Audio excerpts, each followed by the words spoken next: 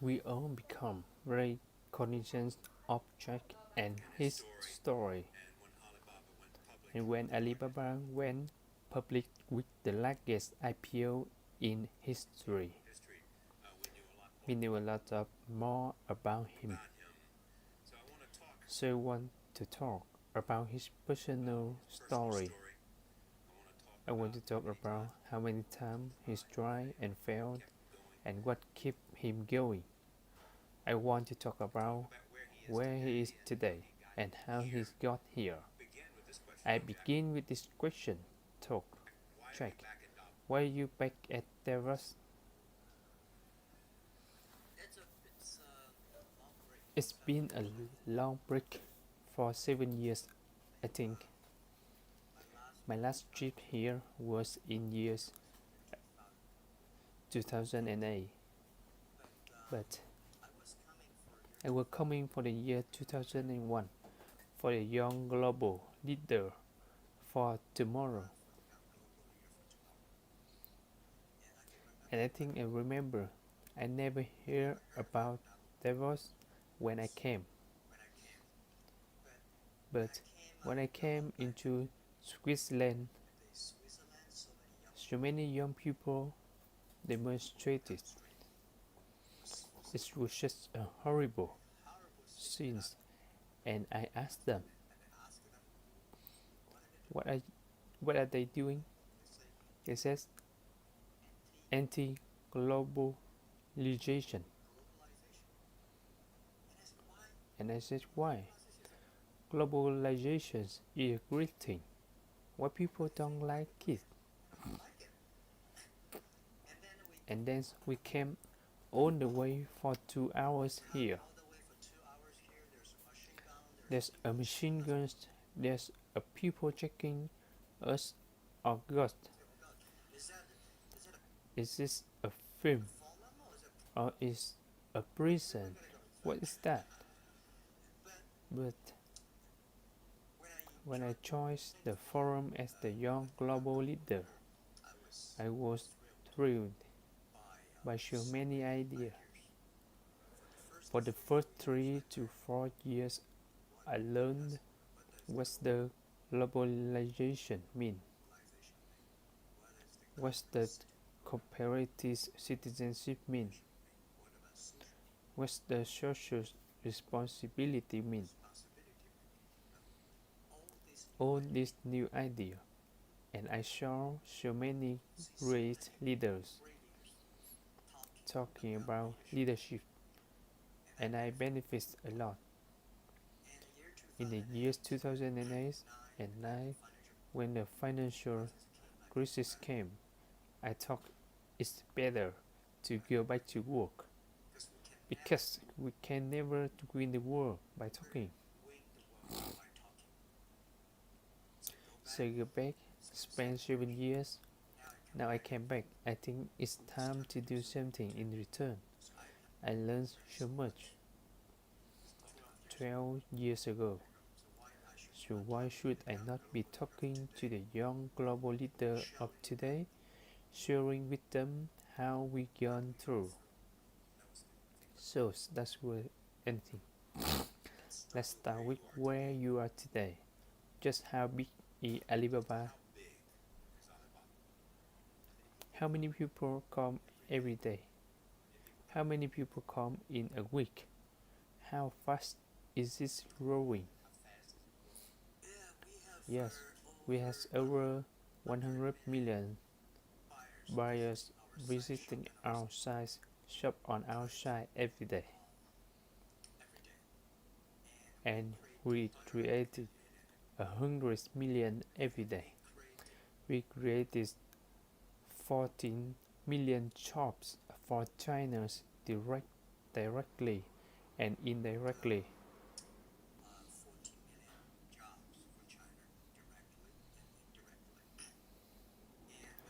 And we grew from 18 people to 30,000. 18 people in my apartment. To know we have 4 big campuses compared to 15 years ago. we were big, but compared to 15 years later, we're still a baby.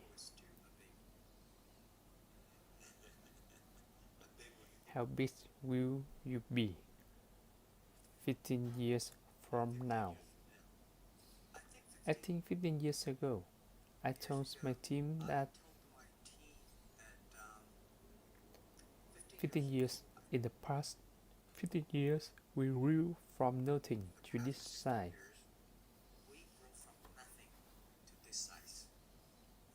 And 15 years later, I want people to see and know about Alibaba because it's already everywhere. I want 15 years ago when we talk about what is e-commerce, why small businesses can use this e-commerce, use the internet, can do business across the nation. And I hope 15 years later, people forget about e-commerce because we think it's like electricity. Nobody thinks it's high tech today. This is something that I don't want 15 years later. We still walk on the street talking about why and how e-commerce can help people. You try to get into 3 colleges. Each time they reject it. No, I tried. There is an examination that young people, if you want to go university, you have to test the examinations. So I failed 3 times, but I failed at a lot of things.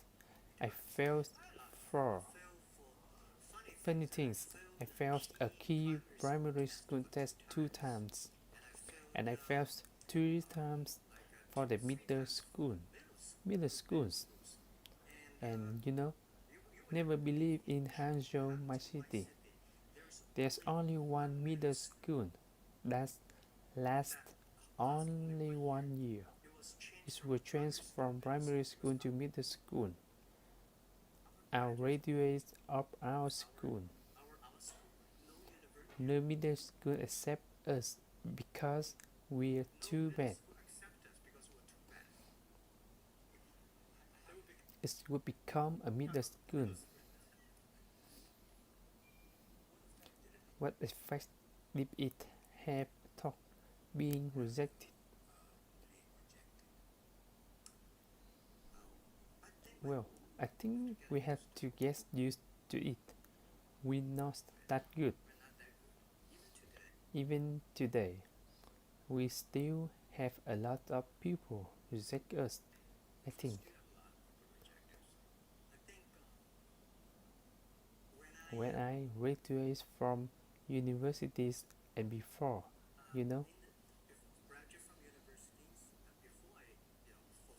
for 3 years I tried and failed to get into universities.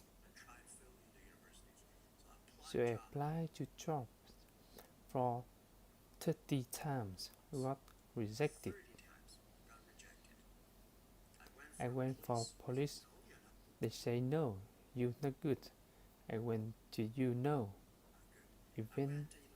even the KFC, when KFC came to China, came to my city. 24 people went for the job. 23 people were accepted. I was the only guy.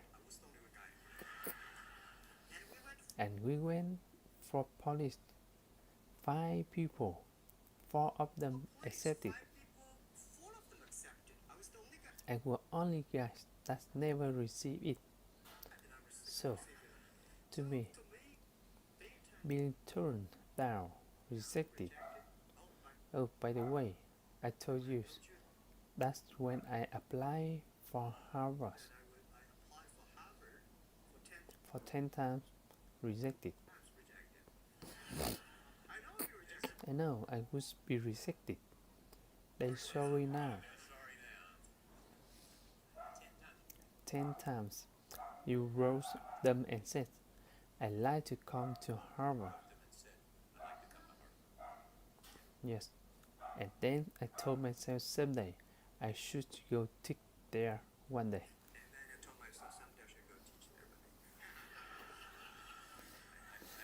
I think that can be arranged. Richard Nixon came to Hangzhou, and after that, tourists flooded the place.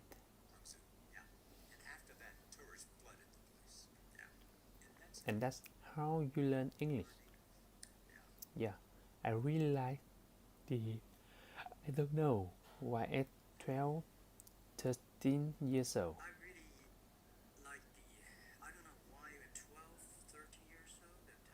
At the time, I suddenly fell in love with the language, English. And there's no place you can learn English at that time. There's no books, English books. So I went to the Hangzhou Hotel, now called Hangzhou Shangri-La Hotel, because that's what the hotel that receives the foreign visitors.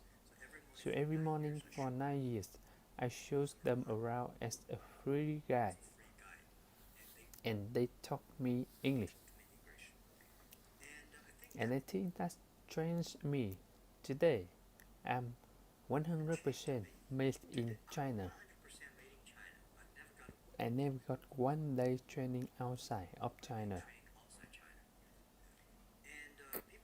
And when people talk to me and say, Jack, how can you speak English like that? Why do you sometimes talk like the Western guys?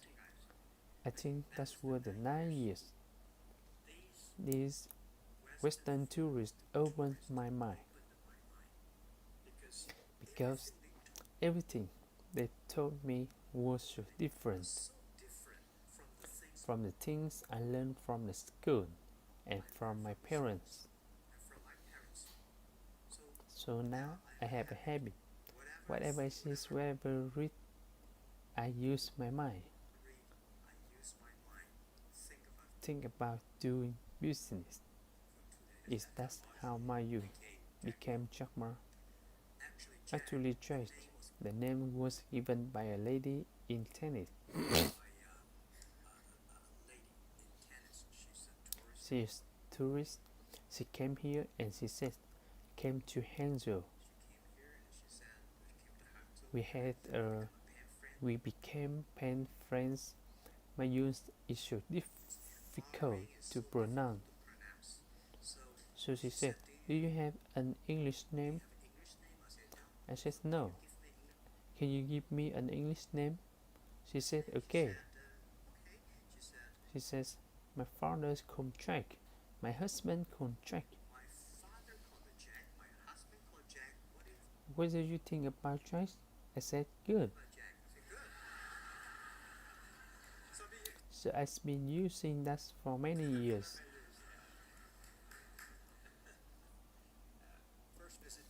First visit to America's 1995. 1995, yes. I came here for a project helping the local government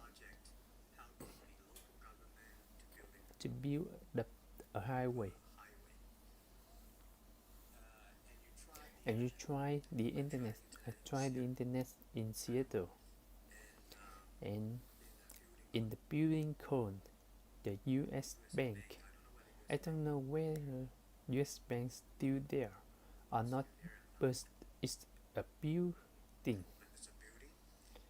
And my friends opened a small office which is like only 10% bigger than this room, and there's a lot of computers in there. And he stressed, this is internet. I asked, what's the internet? He says, just whatever you want. At that time, they used mosaic very slow, and I says, I don't use it. I don't want to type because computers too so expensive in China. If I destroy it, I cannot pay. He says, just search it. So I searched the first word, beer.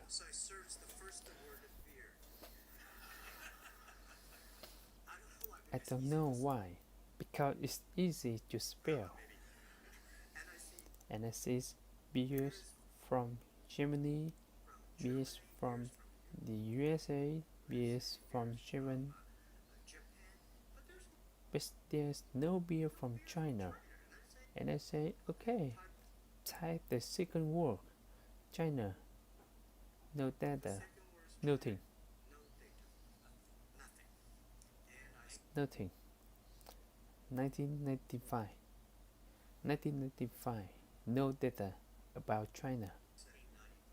So I talked to my friend. Why don't I make something about China?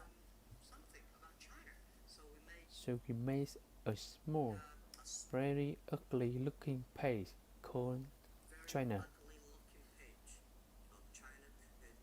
It's something like I did a translation agencies and we listed on there.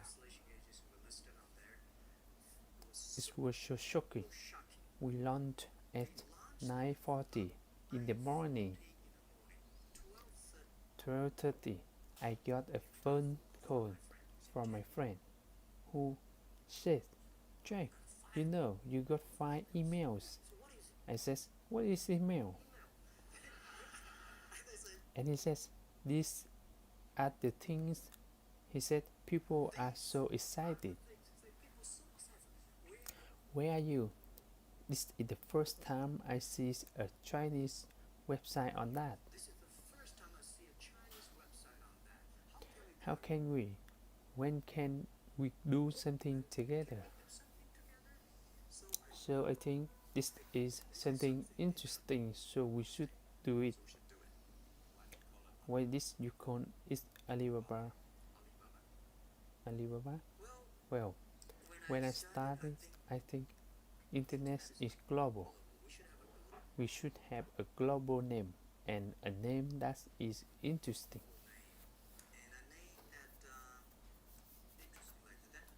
Like at that time, the best name was Yahoo. So I've been thinking for many days and suddenly Alibaba is a good name. So I happened to be in San Francisco that day. And I had lunch and the waitress came. I asked her, do you know about Alibaba? She said, yes. I said, what is Alibaba? She said, Open Sesame.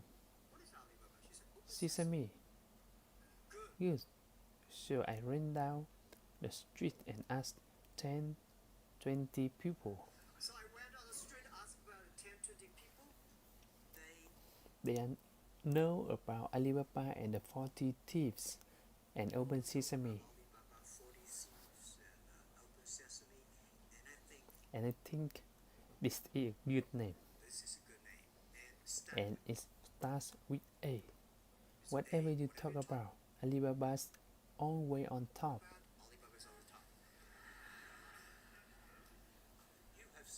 You have said before that in creating Alibabas, you have to create trust.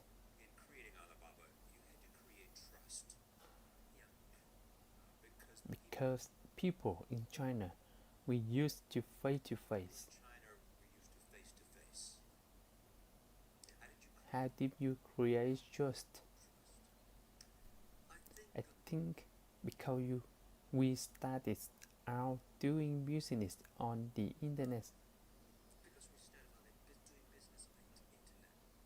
I don't know you, you don't know me. So how can you do things online unless you have just